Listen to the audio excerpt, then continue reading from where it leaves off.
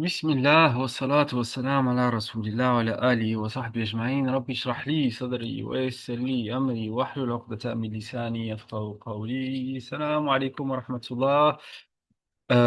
Bienvenue à ce retour de partage autour de la philosophie du langage qui nous permet d'ouvrir l'univers coranique et avoir les clés en tout cas pour entrer dans cet univers en réalité qui nous dépasse. Et cette réalité que l'on ne maîtrise pas. Euh, et c'est ça un peu vraiment le phénomène mystique, en tout cas. Voilà, pour moi, le Coran est vraiment un phénomène mystique. Bon, même si voilà, le mot dérange un peu, mais le phénomène mystique du Coran, c'est que c'est un phénomène qui nous dépasse.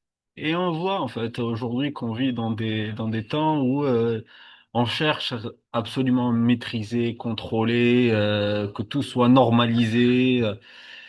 On n'est pas contre la structure, c'est pas ça que l'on dit. Au contraire, le langage en lui-même est une structure. On le voit bien. Enfin, on a- on l'a découvert ensemble pendant le parcours. Euh, mais en tout cas, voilà, c'est un phénomène mystique en tout cas qui nous dépasse et que l'on peut pas en réalité maîtriser ou contrôler. Et donc, pour un peu comprendre ça, en tout cas, voilà, moi j'essaie de vous donner un peu des clés, en tout cas, et vraiment parmi les choses, euh, pas je dirais parmi les plus importantes, mais vraiment parmi les plus importantes, que l'on doit comprendre, en fait, c'est que le Coran arrive effectivement, bon, c'est un phénomène mystique qui nous dépasse, mais en même temps, il arrive dans un contexte culturel donné. Et donc, pour comprendre ce phénomène culturel dans lequel il va se manifester, ben, il faut réellement comprendre ce qui se passe, en fait, avant, les années avant la révélation coranique, dans cette région du monde qui s'appelle l'Arabie. Parce que voilà, on voit un peu, voilà, dernièrement, voilà, j'aurais écouté un peu des cours de la Sira, etc. C'est très réductionniste, en fait, ce qu'on donne, en fait, de cette région du monde avant la révélation du Coran. Oui, c'était des tribus, si l'islam n'était pas là, on n'aurait jamais entendu parler d'eux. Et on passe, tu vois, et on dit oui, il y avait d'autres grandes civilisations, les Romains, les Perses, etc. Et puis les Arabes, ils étaient comme ça, ils étaient perdus.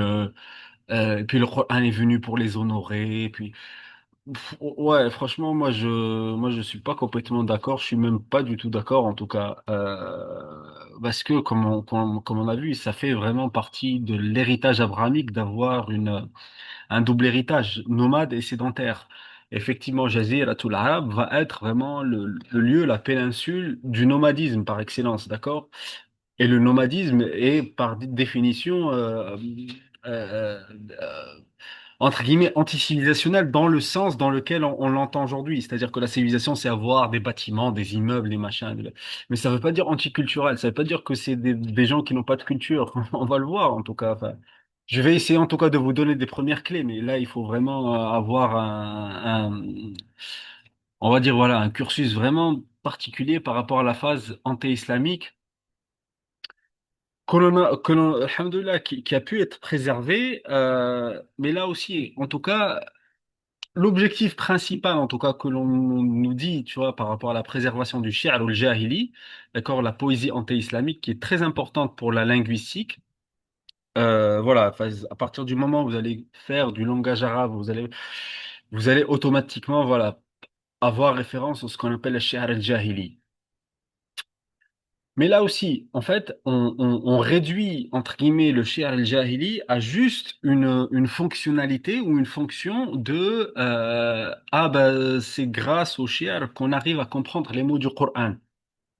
Ce qui est vrai, mais on peut pas le réduire à ça encore une fois. D'accord? Le shi'r al-jahili, comme ils disent, et c'est pas ça, c'est pas moi, Jade, là en train de. Non, c'est l'imam Shafi'i, rahimahullah, qui nous disait vraiment, lui. Euh, je ne sais pas si on l'a vu ensemble pendant le cours, mais en tout cas, lorsqu'on avait fait le partage sur les quatre imams, l'imam Shafi'i qui disait Ash-shi'ru diwanul arab, Et si vous vous rappelez, voilà, pour ceux qui étaient là, qu'on a fait les cours sur les quatre imams, l'imam Shafi'i avait passé une dizaine d'années chez la tribu de Hudayl, d'accord? Notamment, les Hudayl, voilà, c'est la tribu originelle du compagnon Ibn Mas'ud. Vraiment, c'est une tribu nomade, en fait, vraiment, qui est entre la Mecque et Médine. Et et qui fait partie vraiment des tribus qui ont maintenu justement ce langage arabe très tard. Voilà, l'imam Shafi'i, c'est le troisième siècle. Bon, il y était quand il était plus jeune, mais en tout cas, du coup, c'est là, on est à la fin du deuxième siècle. Mais en tout cas, voilà, ça fait partie vraiment de ces tribus-là. Et lui-même, il nous disait, Ash-shi'ru diwanul arab. Et le diwan, bon, le mot a été réduit au fait que le diwan va être le recueil aujourd'hui. Voilà, quand on parle d'un diwan de poésie, c'est un recueil de poésie. Mais en réalité, le diwan, dawana, c'est vraiment le fait le manuscrit, en fait, vraiment. Et dans le manuscrit, on a vraiment toutes les, l'épopée, si vous voulez, l'épopée, les récits, la culture, la vie, vraiment, et l'effervescence culturelle. Voilà. Et c'est ça aujourd'hui que je vais essayer en tout cas de vous partager. C'est le Coran arrive dans un contexte socioculturel où il y a une effervescence, vraiment, il y a une effervescence culturelle. D'accord? Vraiment, c'est un bouillonnement culturel même. Euh, et pour comprendre, en fait, vraiment pour comprendre, en fait, lorsque le Coran vraiment va s'adresser à certains paradigmes, de quoi il nous parle? Vraiment, de quoi il nous parle? Et aujourd'hui, vraiment, moi, je le vois, en tout cas, en fait, ça fait maintenant quelques années que je suis Oustad Norman Ali Khan, par exemple, et lui, dans son discours, c'est de plus en plus affirmé que le Coran, vraiment, dès le départ, s'adresse en particulier aux élites de la société. D'accord? Lorsqu'on parle des koufars, en fait, vraiment, c'est vraiment les élites. C'est les Abu Jahl, c'est les Utbah ibn Rabi'a, c'est les Walid ibn Mughira, c'est les Abu Lahab. Voilà, bon, Abu Lahab, il y a une sourate particulière pour lui, parce que lui, il est particulier, en tout cas, dans son paradigme. Mais en tout cas, voilà. C'est ça, c'est ça. C'est vraiment l'élite sociale, en tout cas, qui est touchée par le fond du message coranique, d'accord? Euh, c'est en cela que le Coran est mystique, en tout cas. Bon, moi, je vous dis, en fait, la mystique, c'est pas être là, rêvasser, à aller au-delà des nuages et à voler comme Sangoku, ou comme, même si le symbole de Sangoku est très fort, en tout cas, mais en tout cas, voilà, c'est ça. Euh, donc, c'est ça. On va essayer de voir, en tout cas, quelle est l'effervescence culturelle dans lequel le Coran arrive. Et pour moi, vraiment, ceux qui vont définir vraiment et révolutionner le langage, l'expression, en tout cas l'expression du langage arabe, ça va être vraiment les Sa'aliks. Donc les Sa'aliks, c'est un, si vous voulez, un genre littéraire ou un mouvement littéraire, vraiment un mouvement littéraire. Bon, qu'on peut traduire de diverses manières, en tout cas le mot Sa'alouk, mais moi j'aime les traduire comme les poètes errants. D'accord? C'est les poètes errants. Voilà, j'ai mis une quête de liberté. Et Sa'alik. Alors, ce qu'il faut savoir, c'est que là, je vais vous donner en tout cas ma propre définition, mais en réalité, ce phénomène-là, justement, est très difficile à condenser parce que les Saraliks sont très diverses, vraiment. C'est des poètes, c'est pour ça que c'est un genre littéraire particulier, un mouvement littéraire très particulier parce que les profils sont très très différents. D'accord? C'est pas comme, voilà, si vous vous rappelez un peu au lycée, quand on étudiait les mouvements littéraires, par exemple, je sais pas moi, le réalisme, le romantisme, le symbolisme, etc. Euh, bon, grosso modo, il y avait un chef de file et puis bon, les autres auteurs s'inscrivaient, on va dire, dans la même lignée. Là, il s'agit pas de ça, d'accord? En réalité, ce phénomène-là des Saraïques, c'est ce qu'il est, la seule chose pour moi, je vois où qu'il les réunit, c'est cette quête de liberté. D'accord? Parce que dans les Sahariques, vous allez, enfin, si on a l'occasion une fois, Inch'Allah, d'en parler plus en détail, mais vous allez trouver vraiment divers profils. Vous allez en même temps trouver des anciens esclaves, mais en même temps, vous allez trouver des anciens nobles ou des anciens bourgeois qui se détachent de leur société parce que ils n'acceptent pas l'injustice sociale de leur tribu. D'accord? Donc vous avez de tout en tout cas. Vous avez des gens bah, qui vont sortir, en tout cas pour, comme Shanfara, qui vont sortir bah, pour se venger contre la tribu, en tout cas qui les a adoptés, mais en réalité qui avait tué sa propre famille. Mais et en même temps, vous allez avoir quelqu'un comme Ibn Amir, dont la tribu va vraiment subir un génocide, d'accord? Il sera le seul survivant de sa tribu après une guerre avec les Habs. Euh, mais lui, en fait, vraiment, de ce phénomène-là, de génocide, en fait, il va être traumatisé. Et puis, pour lui, en fait, bah, il va être quelque part un flower power, en tout cas. Voilà, il va vraiment être cette personne qui va vraiment remettre en cause cette culture guerrière, en tout cas, de l'Arabie. Et puis, il dira, si cette culture guerrière se maintient de cette manière-là, de toute façon, le génocide que ma tribu a subi, ben, on va tous le subir. Toute l'Arabie va être génocidée à vouloir continuer à faire des guerres comme ça. Voilà, donc vous voyez que vous avez divers profils. Et parmi ces profils-là, bah, la personne que l'on va découvrir aujourd'hui, Inch'Allah, Bismillah, c'est quelqu'un de très particulier, en tout cas, pas que pour moi, parce que enfin, nous, on est personne, mais pour le prophète, sallallahu alayhi wa sallam, parce qu'il disait, s'il y avait un homme, lui, il les a pas appelés salik, il les a appelés les hommes du désert. Il a dit, s'il y avait un homme du désert que j'aurais aimé rencontrer, ça aurait été Antara. D'accord? S'il y avait un homme du désert que j'aurais aimé rencontrer, ça aurait été Antara. On va voir pourquoi, parce qu'effectivement, Antara, dans sa quête de liberté, il va vraiment, subhanallah, bah, être cet enracinement, d'accord? Donc, il va pas complètement se détacher de sa tribu, mais il va vraiment représenter toute la noblesse de la chevalerie arabe, et c'est ce qui va lui permettre sa libération, son émancipation, vraiment. Et du coup, bah, par sa poésie, parce que on va le voir, Antara fait partie de ce qu'on appelle les poètes des mu'allaqat. Donc, il a aussi ce profil-là. D'accord? Les mu'allaqat, pour rappel, enfin, on en a parlé, il me semble, mais pour rappel, les mu'allaqat, c'est cette poésie, d'accord, entre guillemets, que l'on a accrochée sur la Kaaba, mais bon, il y en a qui disent on les appelle mu'allaqat parce qu'on les a accrochés sur la Kaaba. Mais pour moi, je vois le mu'allaqat, en tout cas, vous voyez, même en français, on le dit. On dit, par exemple, un discours qui accroche. D'accord? Voilà, enfin, aujourd'hui, voilà, sur TikTok, sur machin, ils te disent oui, enfin, peut-être pas sur TikTok, enfin, j'en sais rien. Mais en tout cas, dans le monde de la communication, on dit oui, il faut que tu aies un discours qui accroche. D'accord? Donc c'est un peu ça.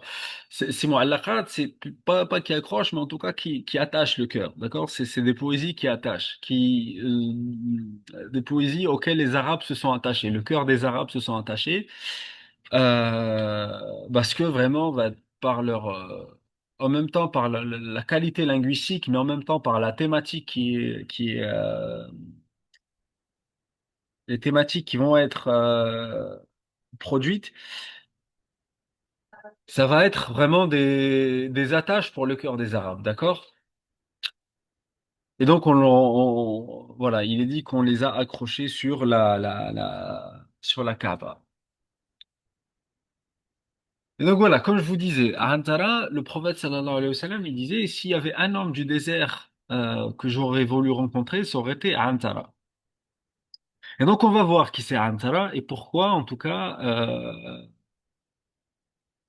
justement, cette reconnaissance culturelle va mieux nous aider, en tout cas, à comprendre le message coranique et à qui il s'adresse. Donc, les saraliques, les poètes errants. Donc, ce sont des individus qui se sont séparés de leur tribu et qui ont erré dans le désert, ce qui leur a permis d'avoir un raffinement du langage poétique très profond. D'accord, effectivement, parce que le désert, cette étendue, vraiment, cet océan de vastes espaces vraiment qui s'ouvrent devant toi, bah, ouvre vraiment des choses en toi. Euh, et ça va vraiment leur permettre de raffiner leur langage.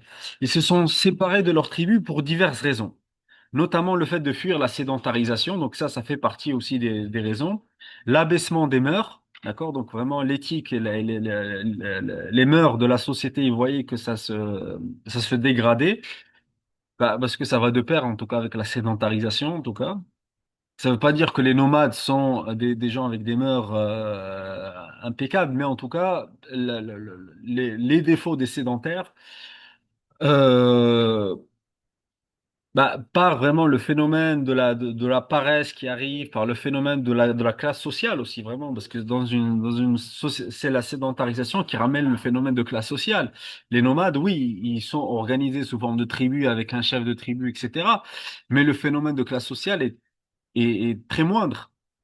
D'ailleurs, enfin, on dit que le premier phénomène de l'esclavage même arrive avec Babylone, vraiment avec les terres.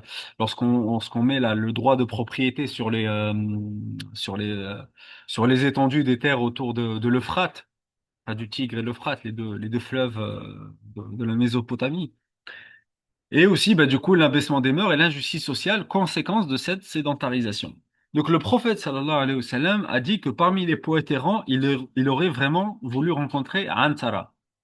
Donc, bon, mort en 608. Après, c'est des estimations, mais on voit, voilà, que c'est très proche vraiment de la révélation coranique.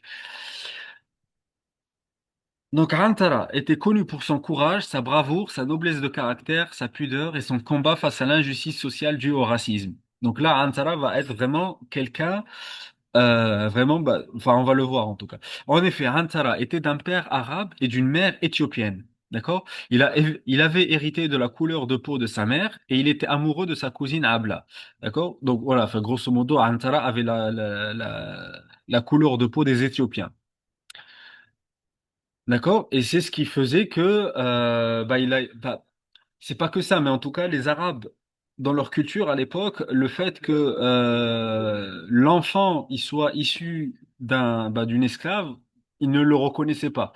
D'accord? Donc il y a un double phénomène en fait. Il y a un phénomène effectivement de dégradation sociale, vraiment par le fait que sa mère soit esclave, et aussi bah, le phénomène raciste qui est dû à la couleur de peau. Mais voilà, lui, il va bah, du coup avoir entre guillemets entre guillemets ces deux handicaps, mais on va voir que cet handicap-là, c'est ça qui va lui servir vraiment de force de libération.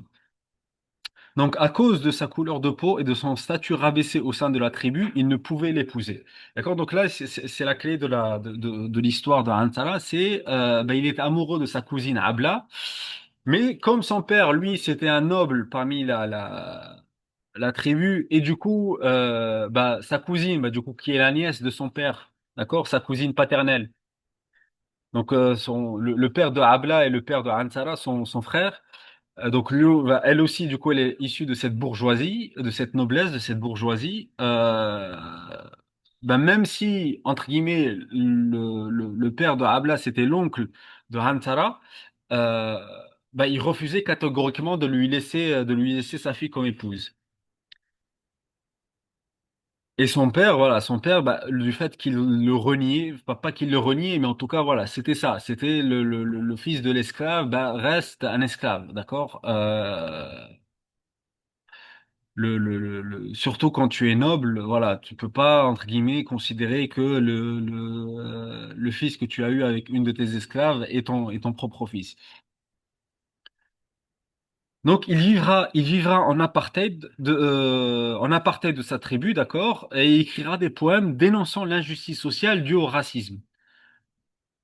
En fait, comme je disais, voilà, c'est du racisme, mais il y a vraiment pour lui, il y a vraiment cette double, entre guillemets, cette double handicap. Et comme toutes les qasidas, d'accord, il s'agit de commencer par le souvenir de la bien-aimée. Antara commencera par le souvenir de Abla avant d'entamer son combat par les mots contre l'injustice sociale. Je sais plus si on l'a vu, mais en tout cas, voilà, je vous le redis comme ça. Donc, les qasidas, d'accord, les poésies arabes, particulièrement les poésies arabes anté-islamiques, même si même après, mais après après l'islam, on va dire, ça a été un peu dissimulé, enfin, ça a été toujours dit, mais dissimulé. Mais en tout cas, la période anté-islamique, toutes les qasidas, vraiment toutes les qasidas, peu importe le terme que l'on vous voyez là, Ansara, il va parler de l'injustice sociale, même si on voit que c'est lié quelque part, tu vois, la habla et puis le fait qu'il peut pas l'épouser, etc. Mais toutes les qasidas euh, peu importe ce qui est dit, vont commencer par le souvenir de la bien-aimée, d'accord? C'est vraiment cette clé de l'émotionnel, si vous voulez, qui s'ouvre. Donc voilà, lui, il va vraiment voilà être le porte-parole du combat contre l'injustice sociale, mais toujours il commencera par le souvenir de Abla. D'accord? Et il sera un parmi les poètes qui ont eu l'honneur d'avoir un de leurs poèmes accroché sur la Kaaba, donc Al-Mu'allaqat. Donc voilà, on a dit que le Mu'allaqat, on dit qu'ils sont appelés comme ça parce qu'ils étaient accrochés sur la Kaaba, mais voilà, on avait dit que c'était vraiment plutôt le discours qui accroche, ou plutôt le discours qui attache les cœurs. D'ailleurs, si vous regardez, en tout cas, enfin, Mohamed Valsan, il développe un peu ça dans une de ses vidéos. Il dit, vous voyez, il y a les mu'allaqat qui sont très importants dans cette, on est même plus là dans l'effervescence culturelle, on est vraiment dans l'ordre du symbolique, d'accord? Parce qu'ils sont accrochés dans la Kaaba, les mu'allaqat. Et quand Dieu va s'adresser au prophète sallallahu alayhi wa sallam par Iqra, qu'est-ce qu'il va lui dire? Khalaqa al-insan min alaq. D'accord? Et donc, effectivement, bon, il y a diverses interprétations. On dit ça, oui, c'est un phénomène scientifique qui a été, voilà, qui a été décrit dans le Coran, du fait que l'embryon s'attache, etc. Bon, c'est un niveau de compréhension, mais qui n'est pas une fin en soi, d'accord? Qui n'est pas une fin en soi. La halakha, c'est vraiment, mais c'est un symbole. Si on comprend le phénomène, entre guillemets, matériel, scientifique comme un symbole, effectivement, là, c'est très fort. Là, parce qu'on est dans le rahim, d'accord, dans la matrice maternelle. D'accord? Et le mu'allaqat, effectivement, khalaqa al-insana min alaq, c'est vraiment, effectivement, l'être humain aime s'attacher. L'être humain s'attache. L'être humain est attaché est un être, par définition, qui veut s'attacher. D'accord? Euh, C'est pour ça que ce phénomène-là, subhanallah, des sa'alik est très particulier parce que, enfin, surtout peut-être un peu pour les personnalités comme moi, c'est que, entre guillemets, être dans une quête de vérité, finalement, bon, désolé, je vous ouvre un peu mon cœur, mais c'est pas grave.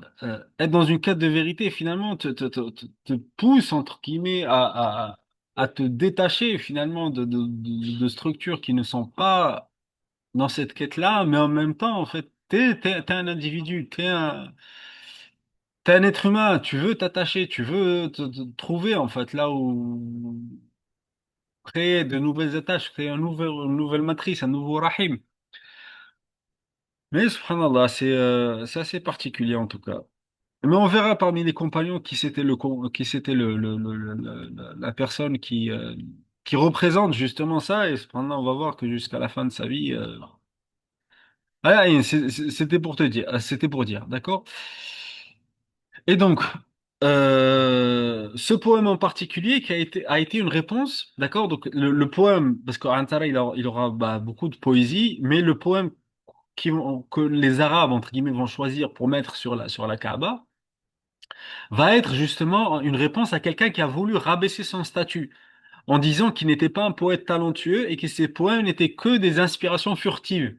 D'accord?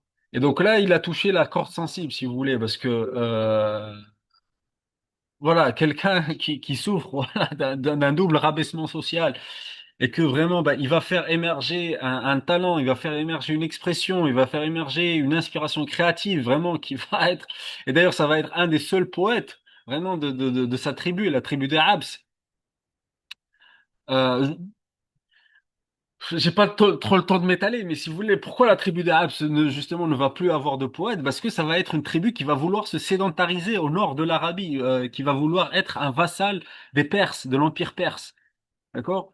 Donc, excusez-moi, je j'ai pas le temps de trop développer parce que sinon on va se perdre un peu Mais en tout cas, c'est ça. C'est que Antara, il va faire l'honneur même de sa tribu. D'accord? Entre guillemets, bon, aujourd'hui, la Coupe du Monde, enfin, pour moi, ça m'intéresse plus vraiment parce que ça n'a plus aucun sens. Mais en tout cas, ça va être le Zidane, vraiment, ça va être le Zidane de 98, si vous voulez. D'accord? La tribu de Habs, de fait de sa sédentarité, a perdu vraiment la capacité de produire des poètes. Et ces deux poètes vont être tous les deux des Sa'alik. Et enfin, il y en a un qui va vraiment se détacher complètement, d'accord, qui est Urwa. Urwa ibn al-Ward, là aussi, vraiment, c'est un de mes faits, enfin, un de mes poètes aussi, subhanallah, vraiment, son amour, c'était Salma. Euh, oui, Urwa, rahimahullah aussi, ouais. Bah, je sais plus ce que je disais. Voilà. Donc, la tribu de Habs n'avait pas de poète. Et Antara, d'accord, va être justement l'honneur de sa tribu du fait que ce soit un poète, et un poète talentueux. Et quelqu'un dans sa tribu bah, va le rabaisser de ça. Et là, ça y est, il a touché la corde sensible. Et là, Antara va faire vraiment un prodige, en tout cas, de la poésie arabe, et il va lui répondre. Euh, voilà. Et ça va être un des poètes, une des poésies des Moines de la Pâte. Donc Antara, comme ça a été le cas pour le combat de toute sa vie, d'affirmer son honneur malgré la volonté de rabaissement de la noblesse tribale, répondra par ce poème et qui aura le privilège d'être accroché sur la Kaaba. Et, et là, moi, vraiment, je dois choisir ce que je développe ou pas. Mais là, en fait, subhanallah, pourquoi, parce que j'en ai parlé aussi un peu avec Oussad Norman Ali Khan pendant voilà, 10 minutes enfin, que vraiment j'ai eu avec lui vraiment face à face la dernière fois qu'il est venu à Lyon. Subhanallah, la question n'était même pas autour de Antara, mais ça nous a ramené à Antara en tout cas. Moi, j'ai posé la question par rapport à la terminologie des ayats, parce qu'il nous avait parlé des atlal. Et moi, j'ai dit que le phénomène coranique va faire passer la conscience des atlal aux ayats. Les atlal, c'est vraiment les ruines des campements. D'accord? Les ruines des campements qui vont être vraiment aussi un- une thématique centrale vraiment dans la poésie arabe. Parce que c'est par les ruines que l'on se rappelle la bien-aimée, d'accord? Et en gros, voilà, on est passé à Antara et vraiment, voilà, et on discutait rapidement en tout cas, moi, ce que je vois, c'est que Antara va vraiment libérer même la poésie, vraiment, euh, du fait que pas juste du fait que lui, il va traiter réellement un sujet de l'injustice sociale, mais en même temps restant au sein de sa tribu, enfin plus ou moins au sein, parce que ça va être, si vous voulez, entre guillemets, un banlieusard, mais un vrai banlieusard, pas aujourd'hui. La banlieue aujourd'hui, il y a des fast-food partout, des trucs partout, c'est plus réellement la banlieue Tabakri. C'est vraiment un banlieusard qui va être un gardien de chameau et un gardien de chèvre pour les nobles de sa tribu. Mais en même temps, voilà, il va écrire vraiment des textes de rap, si vous voulez, enfin des textes vraiment de conscience, vraiment pour éveiller. Mais en même temps, il va révolutionner le langage et la poésie et la musique, si vous voulez, d'accord? Euh, je sais pas comment vous expliquer en tout cas, mais en tout cas, il va s'adresser aux poètes, il va leur dire en fait, mais c'est un peu, voilà, ah oui, alhamdoulilah, voilà. C'est un peu comme vraiment ce qui est dit dans Surat Shu'ara. Vous voyez, Shu'ara yattabi'um al-ghawun, ala tara annahum fi kulli wadin yahimun. Donc lorsque Dieu, entre guillemets, va vraiment bah, démontrer quelque part l'errance malsaine, d'accord, l'errance malsaine de la poésie, illa alladhina amanu wa amilus salihat. Si la poésie n'a pas justement cette fonction de hikmah, comme disait le prophète sallallahu alayhi wa sallam, inna min ash-shi'ri la hikmah, d'accord, si elle n'utilise pas sa force émotionnelle pour établir un islah, amanu wa aminu salihat, bah vraiment Allah Ta'ala leur dit en fait que votre poésie est vague et divague, d'accord?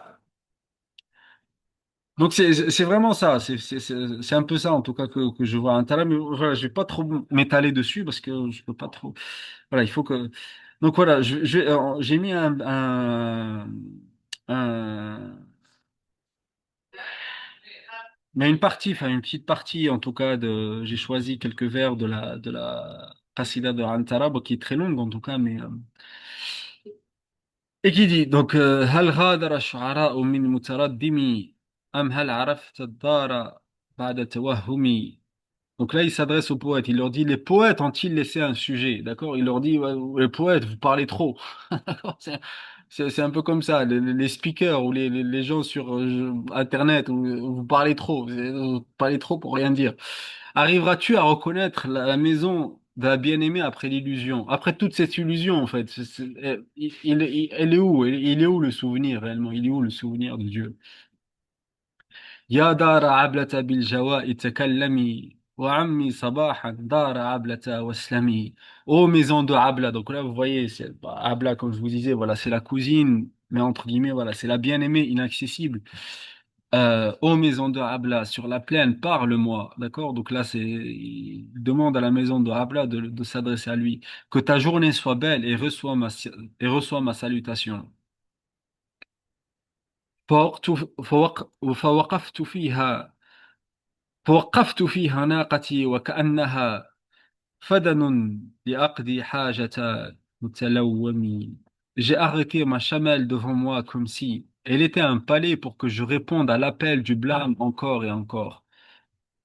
Et donc là, oui, effectivement, après le souvenir de la bien-aimée, dans la poésie, on parle souvent aussi de la monture, d'accord? Donc là, il parle de la chamelle.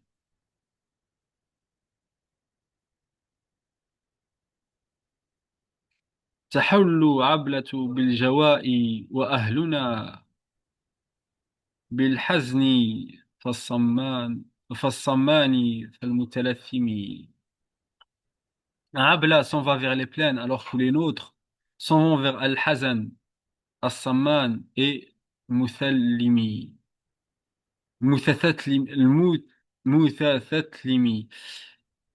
Et en fait, donc là, Abla s'en va vers les plaines alors que, non, alors que les nôtres s'en vont vers. Donc là, c'est des noms de lieux, d'accord? C'est trois noms de lieux et Hazan, Samman et Mutatlim.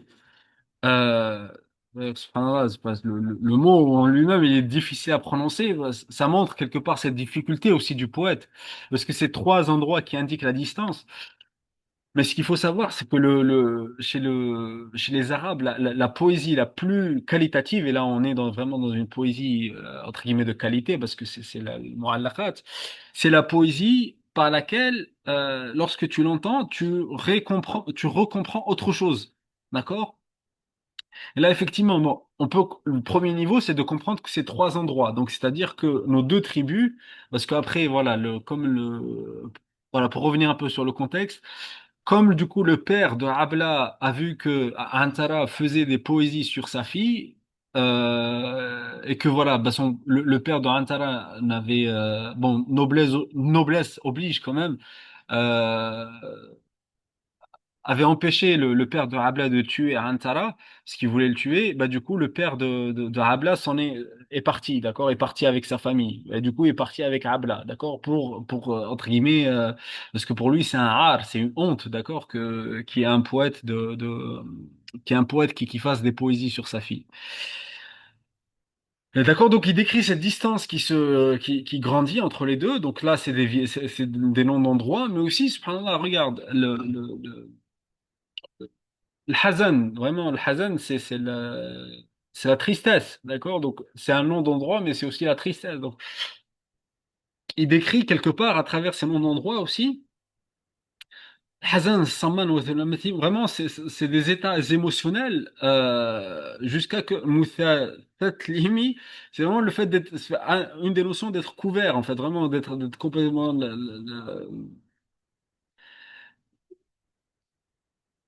et là, du fait que le mot soit difficile à prononcer, ça montre un peu la difficulté aussi, bah, pour lui, mais aussi le fait que bah, plus elle s'éloigne, moins quelque part elle devient accessible quelque part. حييت من طلل تقادم عهده أقوى وأقفر بعد أم الهيثم. J'ai été salué par des vestiges d'un campement ancien, complètement déserté et abandonné après Haytham. Donc Haytham, c'est un des noms de Abla. حلت بأرض الزائرين فأصبحت عسيرا علي طلابك ابنة مخرمي. Ils se sont installés dans une terre sauvage. Donc là, il parle de sa tribu, enfin de sa famille. Ils se sont installés dans une terre sauvage et il m'est devenu difficile de la demander aux filles de Mahram. Donc la fille de Mahram, c'est son père, mais aussi Kharama, c'est un cousin, si vous voulez, de Kharaba, d'accord? Kharaba, la dégradation, la destruction, voilà, le fait qu'elle s'éloigne de lui, c'est la fille de la destruction quelque part. يخبرك من شهد الوقيعة أنني أخشى الوغى وأعف عند المغنم. T'infirmeront, donc là il va parler lui de lui-même et de ses qualités à lui, et de sa chevalerie, d'accord? T'infirmeront ceux qui ont assisté à l'événement, à la bataille, d'accord? Al-Waqi'a, parce que Al-Waqi'a c'est un des noms de la bataille, d'accord? Donc il y a le Ma'araka, il y a le Waqi'a. D'ailleurs le Waqi'a, voilà, vous voyez que c'est là où on peut faire un parallèle entre guillemets avec Surat Al-Waqi'a, d'accord? Donc qui est l'événement, d'accord? Ou l'avènement plutôt. Al-Waqi'a c'est l'avènement. Et là, al-Waqi'a, c'est l'événement en parlant vraiment de la bataille, du cœur de la bataille, al-Waqi'a. Et donc, Arsh al-Wara, que je couvre, donc lui, il parle vraiment de sa chevalerie, il dit, je couvre tout le champ de bataille, et pourtant, je délaisse tout butin de guerre, d'accord? Donc lui, il couvre vraiment tout le champ de bataille, et lorsque vient vraiment le partage du butin de guerre, bah, il délaisse tout, en fait, il ne prend rien. إذ يتقون بالأسنة لم أخم لم أخم عنها ولكنني تضايق مقدمي. Ils se protègent par moi des armes et je ne recule point devant elles, pourtant l'espace se réduit devant le nombre d'ennemis. D'accord? Donc il parle de sa propre tribu, il se protégeait derrière Antara. D'accord? Donc il se mettait derrière lui, il se protégeait derrière lui, et pourtant lui, il ne recule pas. Pourtant, l'espace devant lui, vraiment, par le nombre d'ennemis qui l'encerclent, se réduit. ولقد شفى نفسي وأذهب سقمها قيل الفوارس ويك عنتر أقدمي. Et là, voilà, les exégèses, ils disent vraiment que ça parle de son père. Et là, c'est à ce moment-là, parce que, est-ce que j'en parle de ça? Oui. Je ne sais pas si j'en parle après, mais en tout cas, voilà. Hantara, justement, et là, ça va nous permettre de comprendre aussi un phénomène coranique dans Surat Al-Ahzab. Du'uhum li aba'ihim. Hantara, voilà, le fait que ça soit le fils d'un esclave, avant, culturellement, si tu es le fils d'un esclave, tu ne portais pas le nom de ton père. Tu restais le fils de ta mère, le fils de l'esclave, d'accord? Et du coup, enfin, les gens l'appelaient Antara ibn Zabiba. Zabiba, c'est le nom de sa mère, ou c'est peut-être même un surnom de sa mère, en tout cas, Zabiba. Mais lui, il a toujours revendiqué, entre guillemets, il s'est battu pour devenir Antara ibn Shaddad, le fils de son père, d'accord? Parce que son père, il s'appelait Shaddad. Antara ibn Shaddad. Bah, aujourd'hui, effectivement, on le connaît en tant que Antara ibn Shaddad.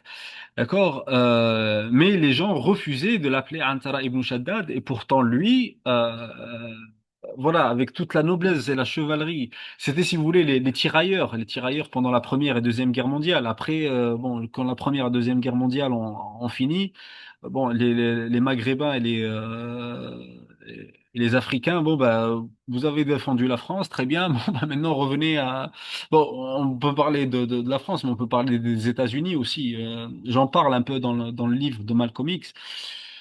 Lors de la Première Guerre mondiale, lorsque les Afro-Américains vont aller servir sous les drapeaux, ils vont revenir aux États-Unis. Toujours le même racisme, toujours structurel, institutionnel, culturel, tout ce que vous voulez, alors qu'ils ont servi sous les mêmes drapeaux. Et c'est ce qui va faire que quelqu'un du nom de Marcus Garvey va vraiment avoir un grand écho auprès des anciens combattants de la Première Guerre mondiale, enfin les Afro-Américains de la Première Guerre mondiale qui sont venus, entre guillemets, défendre enfin, servir sous les drapeaux. D'accord? Et donc c'est vraiment ça, Antara. C'est que lui, il va être un chevalier qui va défendre sa tribu contre les attaques des agresseurs. Et à un moment, bah, le fait que voilà, on lui refuse Abla, on refuse de l'appeler Antara ibn Shaddad et que son père lui-même, en fait, à un moment, bon, il y a diverses narrations, mais son père, à un moment, lorsque lui-même, en fait, il va apprendre que Antara, bah, justement, bah, pour être chevalier, il faut t'entraîner. Il va apprendre qu'il va utiliser les chevaux de son père pour justement s'entraîner à la chevalerie, etc. Euh, va l'empêcher de monter à cheval, bah, lorsqu'il va l'empêcher de monter à cheval, bah, il va refuser complètement maintenant d'être intégré, en tout cas, à la défense de sa tribu. Et du coup, à un moment, bah, ils vont se faire surprendre, la tribu des Habs, ils vont se faire surprendre par les Doubiens, leurs grands ennemis, qui vont vraiment rentrer dans la tribu même, et puis ils vont la décimer.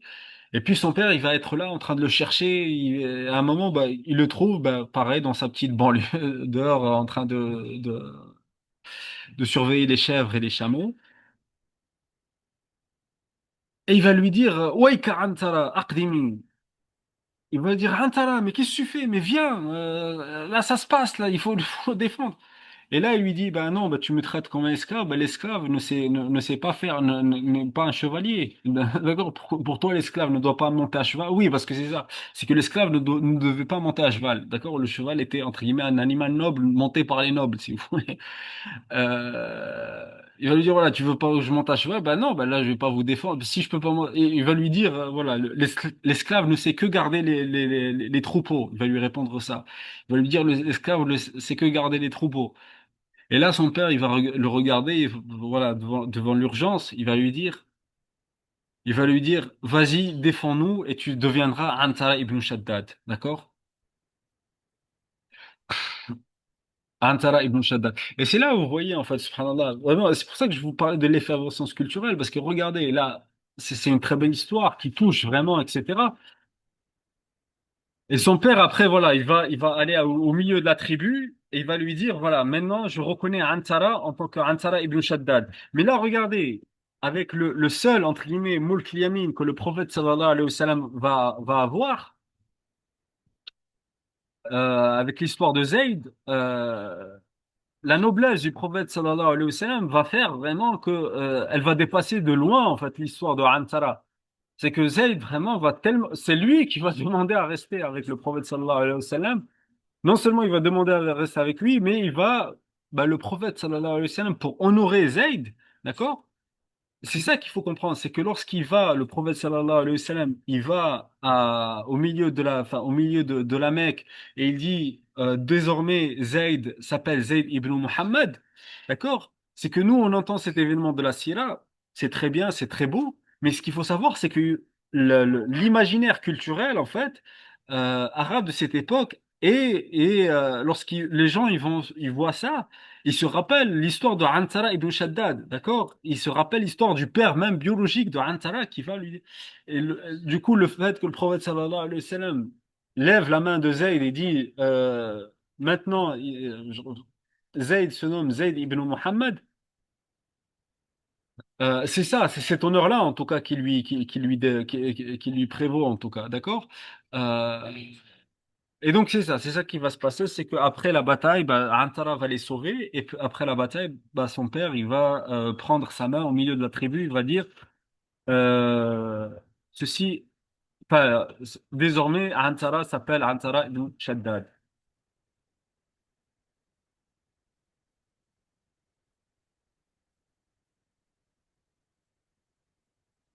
Et du coup, un écho de Antara, Malcolm X.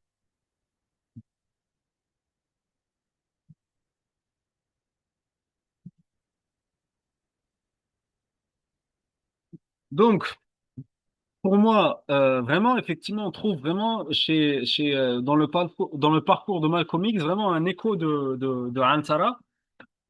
Euh, au-delà de la caractéristique voilà, il faut pas s'arrêter vraiment au phénomène. Voilà, c'était tous les deux des Africains ou quoi. Non, c'est pas ça.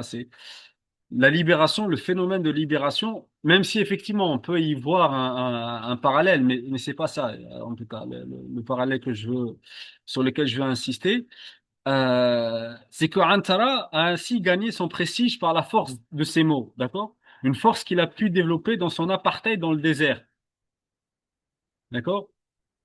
Malcolm X, lui, va avoir son éveil de conscience en prison.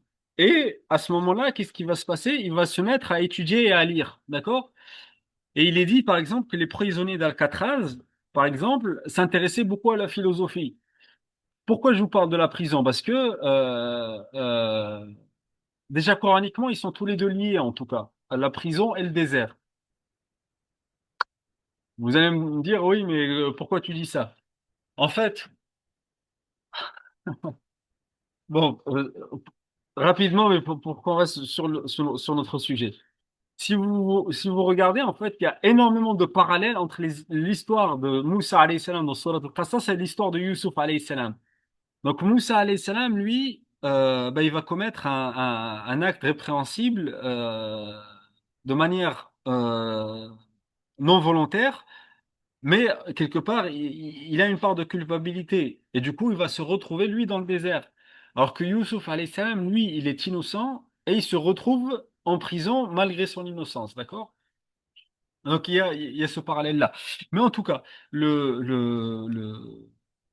qu'est-ce que ça veut dire la prison? C'est en fait se retirer de cette sédentarité, bah, là qui est poussée à l'extrême, hein. Là on est, pour rappel, là on est avec Malcolm X, on est à New York, on est à Harlem, on est à Boston, on est vraiment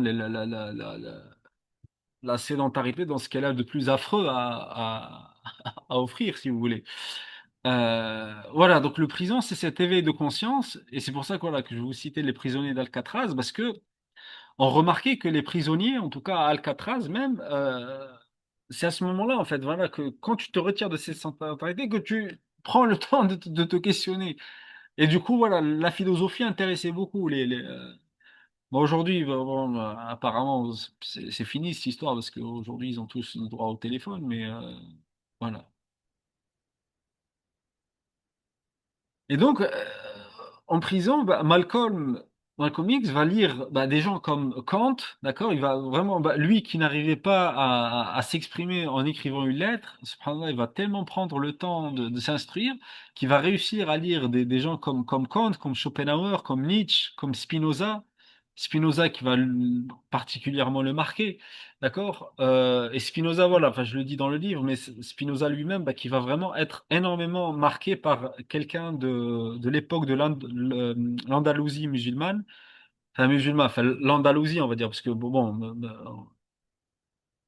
la personne que je vais citer, il s'appelle Moussa ibn Maïmoun, enfin, que l'on nomme en Occident Maïmounide. D'accord? Je ne sais pas si vous avez entendu parler de Maïmounide, mais en tout cas, voilà. C'est un collège ou un lycée, je sais plus si c'est un collège ou un lycée à Casablanca, en tout cas, qui s'appelle Maïmounide. D'accord? Donc, bon, Maïmounide, voilà, on dit qu'il était juif, qu'il s'est converti peut-être à l'islam ou pas, mais peu importe. Voilà, c'est Moussa ibn Maïmoun, voilà, un savant de l'époque andalouse, et qui va être enfin, qui va particulièrement marquer Spinoza, et du coup, qui va particulièrement marquer Malcolm X. D'accord? Et il va aussi lire plusieurs volumes sur l'histoire de l'humanité. D'accord? Et il va en arriver à la conclusion que la crise de la civilisation occidentale, que la civilisation occidentale est arrivée à un cul-de-sac. D'accord? Vraiment, ce phénomène occidental, voilà. Bon, apparemment, on commence même à avoir des comptes à rebours de la fin de l'humanité avec les chaleurs, les trucs. Bon, allez, Aïn, au-delà du simple phénomène eschatologique, oui, c'est pas vivable. C'est pas vivable. Mais,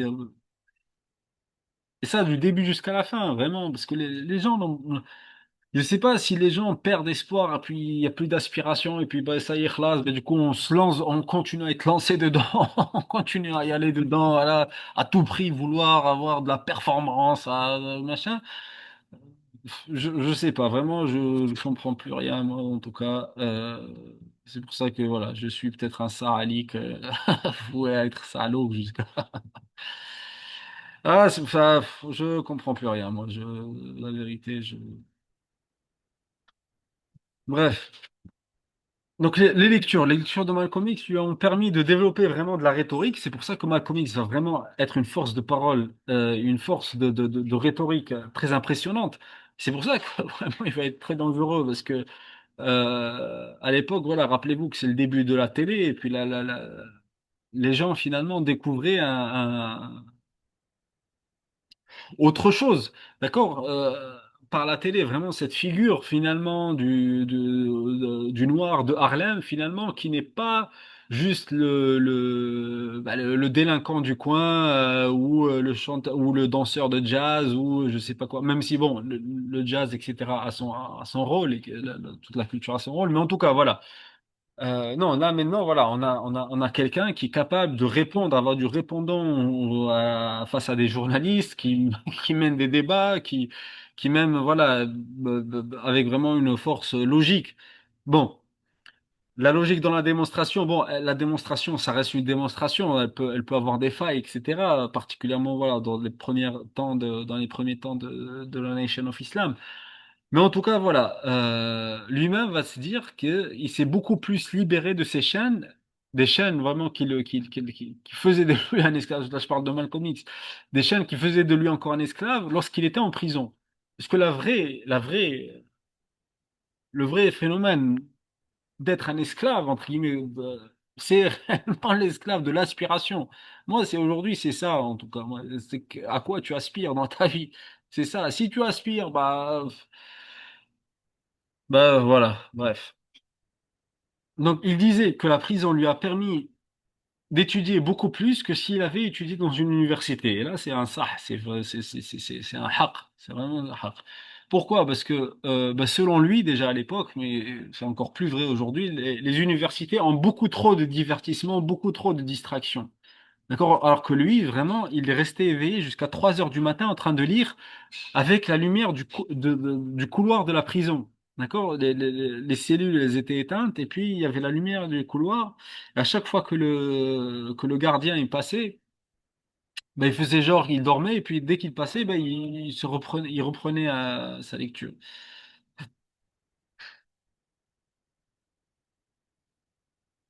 Et donc, la qira'a, le phénomène du qira'a n'est pas juste la simple lecture. D'accord? Comme on l'avait vu lorsqu'on avait fait la racine qara'a, mais c'est le fait de donner naissance au sens. D'accord? Euh, les gens peuvent lire et écrire, mais ne donnent plus cette naissance. Et là, aujourd'hui, c'est même affolant parce que j'écoutais à la radio un mec, un truc, un buzzer sur TikTok, voilà, comme ça, c'est pas. Et il disait aujourd'hui, l'attention, elle est de 5 secondes. C'est-à-dire que tu dois réfléchir à ce que tu dois produire pour pas dépasser l'attention de 5 secondes. Mais là, hawla wala quwwata illa billah, mais qu'est-ce que c'est que ça? Mais bon, khair, Inch'Allah, vraiment, il y a comme la vidéo que le frère Moussa, ben, je le remercie en tout cas parce que il disait intellectuellement, on ne peut être que pessimiste, mais vraiment, la force de l'optimisme, elle ne peut venir que de Dieu, vraiment.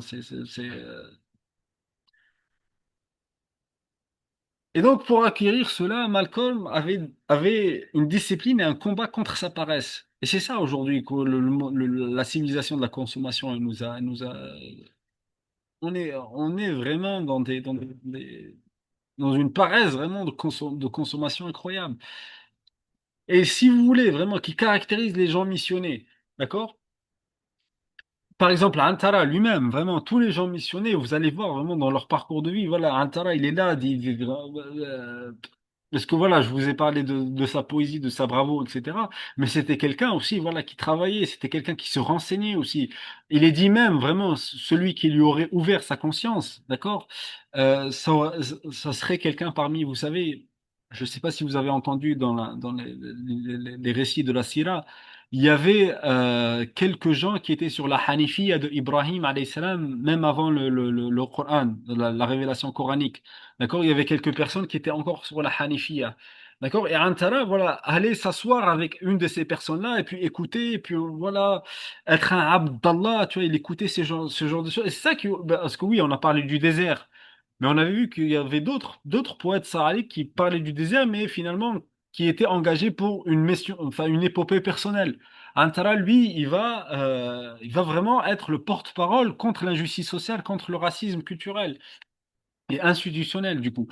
Mais voilà, il y a l'effet du désert, mais voilà, pour moi, j'adhère, même si bon, c'est pas forcément authentifié, etc. Mais j'adhère vraiment que Antara a été exposé vraiment à ce discours de la Hanifiyya, ou en tout cas peut-être il y est arrivé tout seul en méditant, etc. Mais en tout cas, c'est clair que l'influence du divin est présente dans son parcours, d'accord?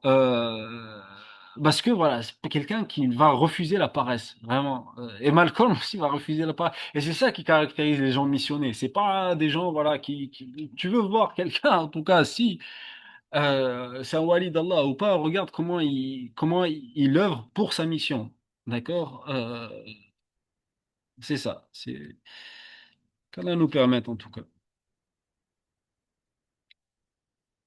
Donc là, on revient à Malcolm, donc, par sa rencontre, parce que voilà, il va notamment visiter dans sa tournée après le Hajj, mais enfin avant le Hajj et après aussi une deuxième tournée aussi qu'il va faire. Mais en tout cas, pendant cette tournée-là, il va rencontrer des Berbères algériens notamment, voilà, qui vont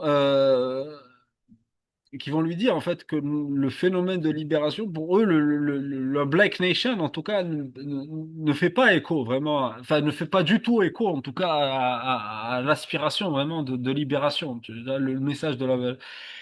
Parce que voilà, ces berbères algériens vont vraiment avoir un teint très clair, des yeux très clairs aussi, etc. Et puis, pour lui, ça va profondément le questionner. Parce que, comme je vous disais, la logique de la démonstration, elle peut être simplifiée. Bon, je fais trop de parenthèses, mais en tout cas, pourquoi? Parce que notamment, bah, lui après, comment il justifie entre guillemets son adhérence à la Nation of Islam, parce que lui-même se posait cette question-là, d'accord? Il n'a pas adhéré au discours juste comme ça. Euh, et quelque part, lui, entre guillemets, l'argument de celui qu'on avait appelé Elijah Muhammad, parce que Malcolm lui avait posé la question, mais on peut pas quand même dire que tout, entre guillemets, bon, ce qu'ils appellent les blancs, que tous les blancs sont les diables. Entre guillemets, l'argument de Elijah Muhammad, c'était de dire, en fait, oui, mais si on te donne un panier avec beaucoup de serpents et on te dit que au milieu de tous ces serpents, il y a quelque chose de bien, est-ce que tu vas quand même mettre ta main au milieu des serpents pour prendre ce qui est bien? D'accord? Donc, c'est un peu ça. Donc, voilà. C'est les amthal, comme dit le Coran. Anzur kayfa darabu laka al-amthal. D'accord? Voilà, c'est des fois pour rationaliser notre bassesse, on arrive à trouver des amthal, des choses un peu. Mais en tout cas, c'est ça.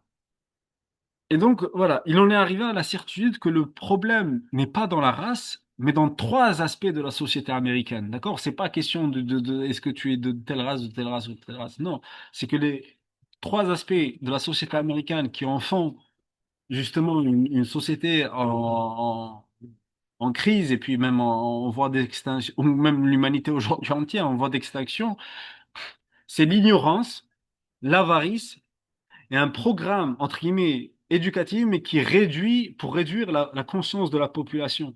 Et là, on le voit vraiment même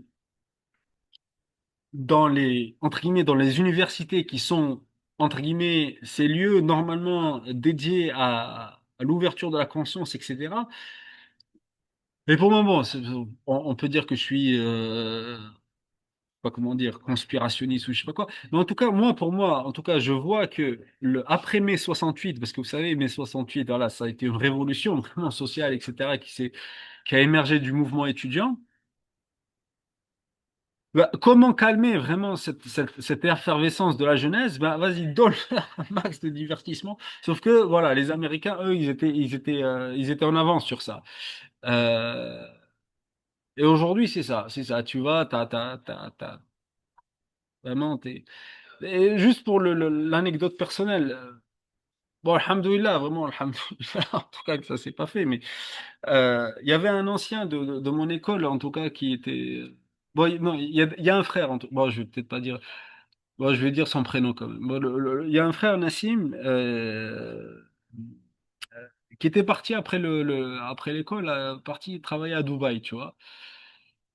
Et voilà, bon, machallah, Nassim, voilà, c'est quelqu'un de très social, très machin, tu vois. Du coup, voilà, alhamdoulilah, les gens, ils l'acceptent, voilà, dans sa sociabilité. Qu'Allah le protège et protège sa famille, Inch'Allah. Euh, du coup, il était parti travailler à Dubaï et puis il me disait oui, mais c'est très bien, etc., etc. Bah, j'ai dit bah, vas-y, bismillah, bah, je vais peut-être postuler, tu vois. Surtout que celui qui était chargé de l'entretien, c'était un ancien de l'école, tu vois. C'était un ancien de notre école. C'était un ancien de notre école. Bon, je l'appelle, etc. Et là, un entretien, ouah, c'est une catastrophe, etc. Mais c'est pas grave, parce que mais parmi les choses vraiment qui vont dégrader l'entretien, c'est à un moment, il me dit, est-ce que vous avez fait partie, tu sais, des bureaux des élèves, des bureaux machin? Je dis non, enfin moi j'avais mes activités sportives à côté, voilà, j'avais mon club de sport là où j'avais voilà mes amis, ma vie sociale, etc. Et pour lui, ça a été un coup de grâce en fait. Comment ça, tu as pas fait partie des... je suis désolé, mais bref, ça a mis vraiment un coup de fin, en tout cas, à la chose. Et puis, alhamdoulilah, en tout cas, c'est vrai que bon, bon, à l'époque, voilà, bon, on était encore jeunes, hein, c'était en 2014, hein, en fait. Bon, on savait que Dubaï, c'était Dubaï, mais bon, on se disait, vas-y, on va aller peut-être tenter notre chance, etc. Mais, alhamdoulilah, c'était un réel quand même. Mais en tout cas, voilà, pour vous dire qu'on est capable de ne pas prendre quelqu'un dans ou vraiment avoir un gros coup de froid dans un entretien d'embauche juste parce que bah, tu faisais pas partie des boula de la. Non, mais juste pour vous dire, Et donc voilà, le fait d'avoir des universités ne veut pas dire que vous développez la conscience des gens, d'accord? Alors que, en réalité, la conscience, c'est la conscience qui permet vraiment un programme pour réduire la conscience de la population. C'est la conscience qui permet de réduire les deux premiers mots, qui sont l'avarice et l'ignorance. D'accord? Et là, voilà. euh, Pourquoi je vous disais, voilà, le parallèle que je vois entre Malcolm X et Antara, c'est aussi à ce niveau-là, c'est que, justement, bah, lui qui n'a pas été à l'université, en parlant de Malcolm X, quelque part, il va voir sa mu'allaqa, vraiment. Il va s'imposer par la force de sa parole et la force de son langage. D'accord? Et il va vraiment être invité à ce qu'on appelle, bon, c'est quelque chose le prestige anglo-saxon. Bon, je sais pas si vous connaissez. Enfin, moi, j'ai découvert en découvrant la vie de Malcolm X. Euh, C'est ce qu'on appelle l'Oxford Union. En fait, l'Oxford Union, c'est quelque part enfin, une assemblée où tu rentres, en tout cas, et tu fais un discours. Et puis voilà, il y a tous les, entre guillemets, les grands chercheurs, les machins, tu vois, qui sont là pour t'acclamer et t'applaudir. Euh, Puis Malcolm X a été invité à l'Oxford Union, d'accord, pour